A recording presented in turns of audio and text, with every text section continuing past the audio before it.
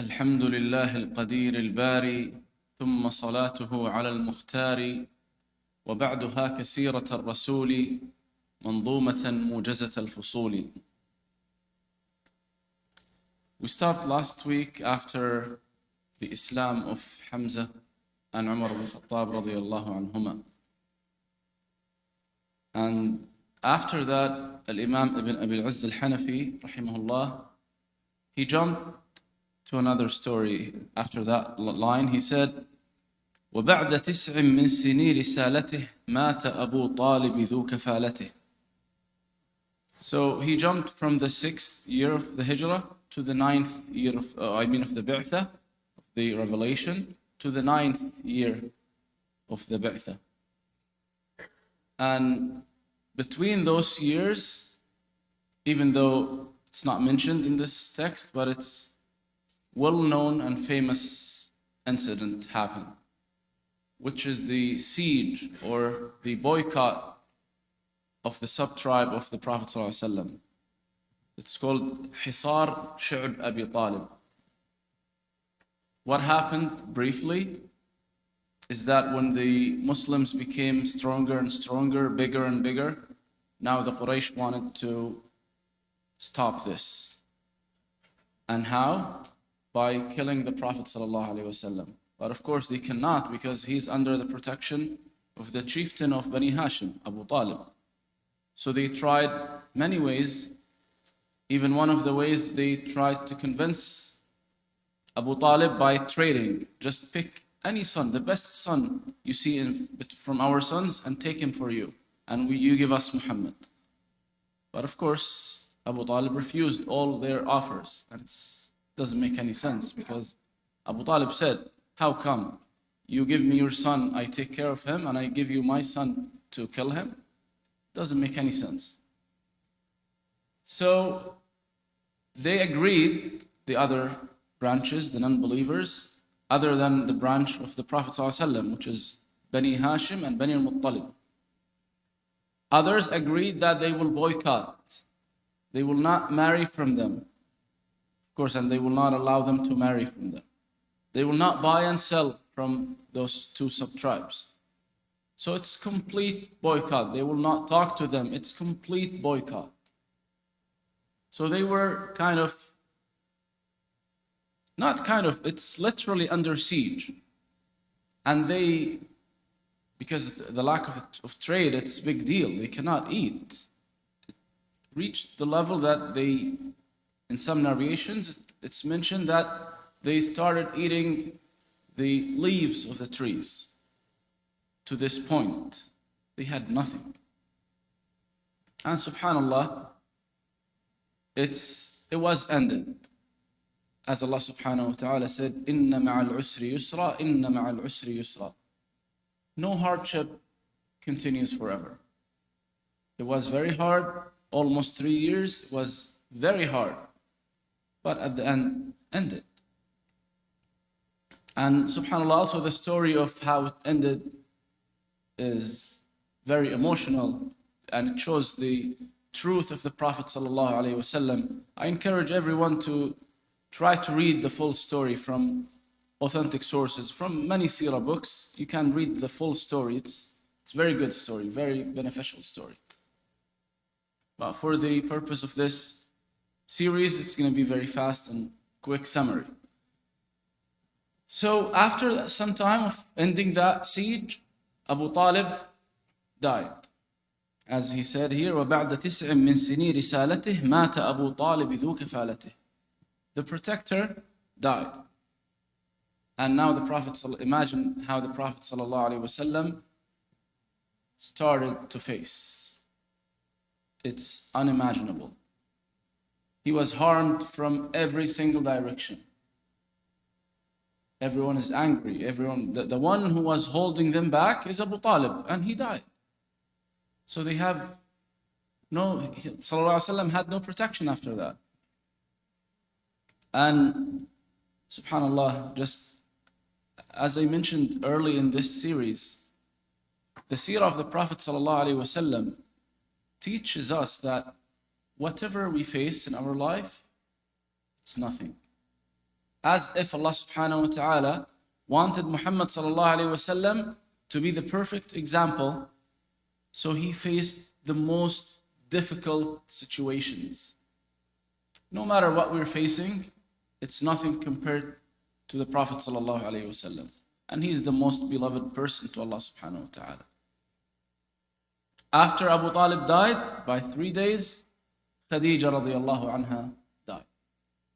And he says, وَبَعْدَهُ خَدِيجَةٌ تُوفِّيَتْ مِنْ بَعْدِ أَيَّامٍ ثَلَاثَةٍ مَضَتْ. Just imagine, the Prophet ﷺ just left the siege with all the difficulty and the hardship that was there. His uncle, his protection, died. And I'll mention now also some details about this story when Abu Talib died, what he said. And then after 3 days, Khadija, the first believer of the Prophet ﷺ, his wife. So just imagine, try to put yourself in the shoes of the Prophet ﷺ. How do you feel? It's very hard. It's very hard. We cannot even think about it. So what's interesting about Abu Talib is that despite all the good things that he has done, he died as a mushrik. He did not believe in Allah subhanahu wa ta'ala. And it's quite interesting that some groups, they say, oh, Iman or faith in Allah or believing in Allah is just in the heart. If you believe that Allah is one and the Prophet is the servant and messenger, and that's it, that's fine. Doing or actions are not part of Iman. So look at Abu Talib and what he said, subhanallah. So Abu Talib had a very, very famous poem, and many Arabic scholars, they consider his poem is best of the famous pre-Islamics. There are 7 pre-Islamic poems. They are the most famous poems in all Arabic literature. So they consider his poem, it's called Lamiyat Abi Talib, ends with letter Lam. They consider it better and more eloquent than the most famous 7 poems. So I'll just mention part of it. It's long poem and it's very nice.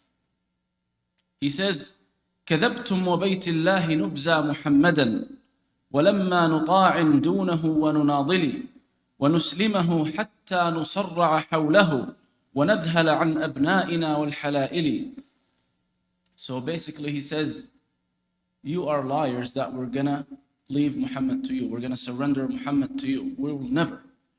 And he says, in one case that might happen, if all of us, when he says us, he means Bani Hashim, until all of us get killed around him. So if you non-believers want to get Muhammad, you have to kill us all, and you have to separate us all from our children and wives, then you can reach Muhammad.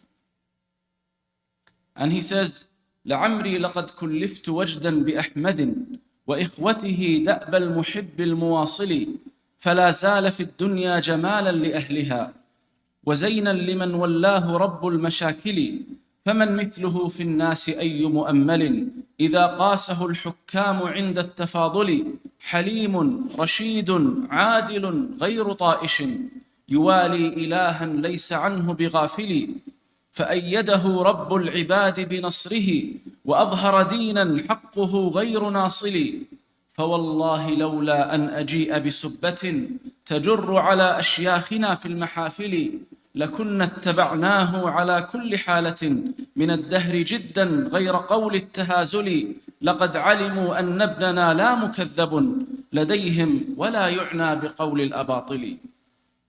And subhanAllah, those are very, very strong lines. Basically he says, I love Muhammad so much. And just for your information, Abu Talib is the full brother of Abdullah, the father of Muhammad sallallahu alaihi wasallam. That's why he took care of him, because he was the full brother of his father. And in those lines, he praised the Prophet sallallahu alaihi wasallam so much. and he praised the religion that he came with. And he said phrases that, if we think about it, it should come from Muslims only. He says, فَأَيَّدَهُ رَبُّ الْعِبَادِ بِنَصْرِهِ. Allah has supported him by his victory. This is Abu Talib, he's not Muslim. And he said this very important phrase, and it shows us how people accept or reject Islam sometimes. He said, فَوَاللَّهِ لَوْلَا أَنْ أَجِيءَ بِسُبَّةٍ تَجُرُّ عَلَى أَشْيَاخِنَا فِي الْمَحَافِلِ. If it's not for the shame that might come to our mashayikh, to our forefathers, he means. And especially, he means Abdul Muttalib, his father, the grandfather of the Prophet ﷺ. He said, if I accept Islam, that means my father was wrong, and it's not acceptable. He couldn't take it that his father, Abdul Muttalib, the great leader of Quraysh, was wrong. It's impossible. So that's why he couldn't accept Islam. Even though he admits that Islam is true. And the Prophet ﷺ, and he mentioned that you guys, he's talking to the non-believers, you know that he doesn't lie. And it's not his business to tell lies. And subhanAllah, another also very emotional poem. He says, and after that, inshallah, I will end with an authentic hadith from Sahih al-Bukhari that tells a little bit about the story of Abu Talib when he died. He said, وَاللَّهِ لَنْ يَصِلُوا إِلَيْكَ بِجَمْعِهِمْ حَتَّى أُوَسَّدَ فِي التُّرَابِ دَفِينًا. He said, by Allah, they will not reach you until I'm buried under the ground. فَاصْدَعْ بِأَمْرِكَ مَا عَلَيْكَ غَضَاضَةٌ وَابْشِرْ بِذَاكَ وَقَرَّ مِنْهُ عُيُونًا. Go and speak loudly as you like. Which means, I got your back. Just go and speak loudly as you want. And then, listen to this. وَدَعَوْتَنِي وَزَعَمْتَ أَنَّكَ نَاصِحٌ وَلَقَدْ صَدَقْتَ وَكُنْتَ ثَمَّ أَمِينًا. You have called me to Islam. He's talking to the Prophet ﷺ. You have called me to Islam. And you claimed that you want the best for me. He says, and I know you have said the truth. You told the truth and you are trustworthy. وَلَقَدْ صَدَقْتَ وَكُنْتَ ثَمَّ أَمِينًا. It's not only you're telling the truth and you're trustworthy. وَعَرَضْتَ دِينًا قَدْ عَلِمْتُ بِأَنَّهُ مِنْ خَيْرِ أَدْيَانِ الْبَرِيَّةِ دِينًا. And you presented a religion, I know it is one of the best religions ever presented to mankind. Subhanallah. لَوْلَا الْمَلَامَةُ أَوْ حِذَارُ مَسَبَّةٍ. If it's not for the blame and the shame, لَوَجَدْتَنِي سَمْحًا بِذَاكَ يَقِينًا. You would have found me surely following your religion. So subhanallah, that's Allah's wisdom. And subhanallah, in Sahih al-Bukhari, عن سعيد بن المسيب رحمه الله عن أبيه أن أبا طالب لما حضرته الوفاة. When Abu Talib was in his deathbed, دخل عليه النبي صلى الله عليه وسلم وعنده أبو جهل. So the Prophet ﷺ entered upon his uncle. He's dying. He's very sick. He's almost dying.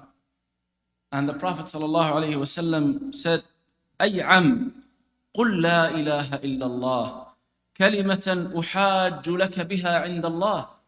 Just say لا إله إلا الله. That's it. He's dying and the Prophet ﷺ is begging him to say لا إله إلا الله. Just a word that then I will argue in front of Allah for you if you say this word. فقال أبو جهل. And here look at the bad companion, the bad or the evil friend, subhanallah. فقال أبو جهل يا أبا طالب أترغب عن ملة عبد المطلب. Oh Abu Talib, do you want to abandon the religion of Abdul Muttalib, the religion of your father? And he knows that he has something in his heart. He loves Abdul Muttalib, he loves his father so much. He cannot go a different way other than Abdul Muttalib. فَلَمْ يَزَالَا يُكَلِّمَانِهِ. both of them kept trying to convince him. The Prophet ﷺ is trying so hard to convince his uncle. And Abu Jahl also is trying so hard to stop him.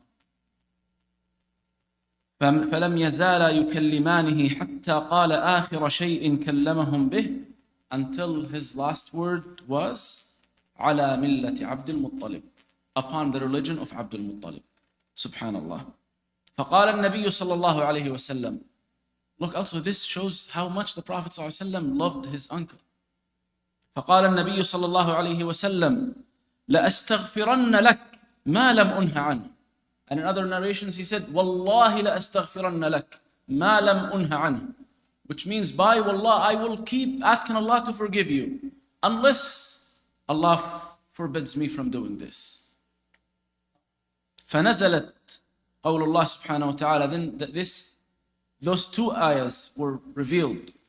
ما كان للنبي والذين آمنوا أن يستغفروا للمشركين ولو كانوا أولي قربى من بعد ما تبين لهم أنهم أصحاب الجحيم.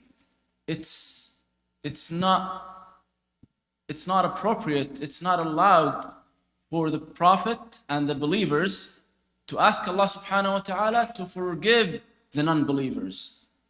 Those who died upon shirk, those who died upon kufr, it's not allowed for Muslims to the Prophet and the Muslims and the believers to seek forgiveness for them. من بعد ما تبين لهم أنهم أصحاب الجحيم. After it is very clear for you that they are going to hellfire. So those who died upon kufr, and this is obviously a fiqh rule also for us, those who died announcing kufr and declaring kufr, they never claim they are Muslims.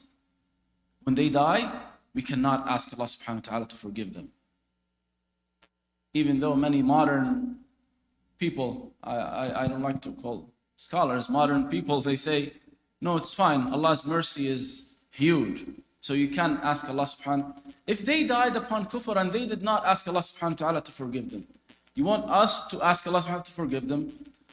And this ayah is very clear, it's not allowed. And the Prophet ﷺ stopped. He couldn't ask Allah subhanahu wa ta'ala to forgive his own uncle, the one who did for Islam much more than most of Muslims throughout Islamic history. What Abu Talib gave to Islam, no one after him gave like him, obviously other than the Prophet ﷺ. And then Allah subhanahu wa ta'ala revealed the verses that I recited in the first rak'ah from Surah Al-Qasas. إِنَّكَ لَا تَهْدِي مَنْ أَحْبَبْتَ وَلَكِنَّ اللَّهَ يَهْدِي مَنْ يَشَاءُ وَهُوَ أَعْلَمُ بِالْمُهْتَدِينَ. You cannot guide whomever you love. إِنَّكَ لَا تَهْدِي مَنْ أَحْبَبْتَ وَلَكِنَّ اللَّهَ يَهْدِي مَنْ يَشَاءُ. Allah guides whomever He wants. And subhanAllah, we see this clearly. Allah subhanahu wa ta'ala guided Hamza and guided Umar ibn Khattab. Umar ibn Khattab. So people, if they think normally, they would say, oh, obviously, eventually Abu Talib will accept Islam, but Umar ibn Khattab will never accept Islam. That's based on the strategic analysis. Umar al-Khattab will never accept Islam, and Abu Talib should accept Islam. He's already convinced. His problem is very minor. But subhanallah, وَلَكِنَّ اللَّهَ يَهْدِي مَن يَشَاءُ. Allah guides whomever He wants. وَهُوَ أَعْلَمُ بِالْمُهْتَدِينَ. And He knows exactly, and He knows actually who are guided and those who are not. I ask Allah subhanahu wa ta'ala to guide us and use us for His religion. Jazakumullah khair.